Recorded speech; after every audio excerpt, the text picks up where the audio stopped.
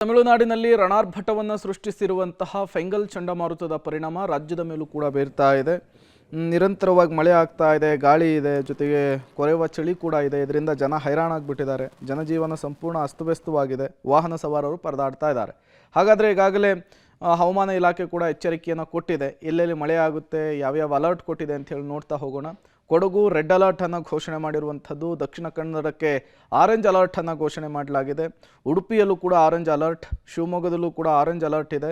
ಚಿಕ್ಕಮಗಳೂರಿನಲ್ಲೂ ಕೂಡ orange alert ಇರುವಂಥದ್ದು. Mysuru orange alert, Chamarajanagar orange alert, ಮಂಡ್ಯದಲ್ಲಿ ಯೆಲ್ಲೋ ಅಲರ್ಟ್ ಇದೆ. ಹಾಸನದಲ್ಲೂ ಕೂಡ ಯೆಲ್ಲೋ ಅಲರ್ಟ್ ಇರುವಂಥದ್ದು. ರಾಮನಗರದಲ್ಲೂ ಕೂಡ ಯೆಲ್ಲೋ ಅಲರ್ಟ್ ಇದೆ. ಈ ಭಾಗದಲ್ಲಿ ಮಳೆ ಆಗುವಂತಹ ಸಾಧ್ಯತೆ ಹೆಚ್ಚಿದೆ ಎನ್ನುವಂತಹ ಮುನ್ಸೂಚನೆಯನ್ನು ಈಗಾಗಲೇ ಪಾಸ್ ಮಾಡಿದೆ ಹವಾಮಾನ ಇಲಾಖೆ. ಬೈ ಎಲೆಕ್ಷನ್ ಗೆಲುವಿನ ಜೋಶ್ನಲ್ಲಿರುವ, ಹಾಸನದ ಸಮಾವೇಶದ ಟೆನ್ಷನ್ನಲ್ಲಿರುವಂತಹ ಜಮೀರ್ ಅಹಮದ್ ಖಾನ್ಗೆ ಲೋಕ ಈಗ ವಿಚಾರಣೆಯ ಬಿಸಿ ತಟ್ಟುವ ಸಾಧ್ಯತೆ ಇದೆ.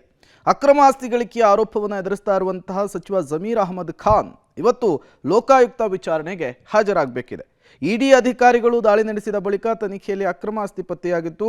ತನಿಖೆಯನ್ನು ಆರಂಭಿಸಿ ಮನೆಯ ಮೇಲೆ ದಾಳಿ ನಡೆಸಿದಂತಹ ಅಂದಿನ ACB ಅಂದರೆ ಆಂಟಿ ಕರಪ್ಷನ್ ಬ್ಯೂರೋ, ಈಗಿನ ಲೋಕಾಯುಕ್ತ, ಕೆಲ ದಾಖಲಾತಿಯನ್ನು ವಶಕ್ಕೆ ಪಡೆದುಕೊಂಡಿತ್ತು.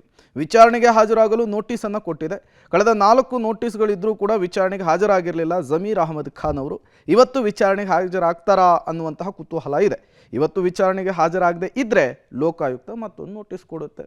ಆ ನೋಟಿಸ್ಗಾದರೂ ಬರ್ತಾರಾ, ಏನಾಗುತ್ತೆ ಇವತ್ತು ಅನ್ನೋದಂತೂ ಸದ್ಯಕ್ಕಿರುವಂತಹ ಪ್ರಶ್ನೆ.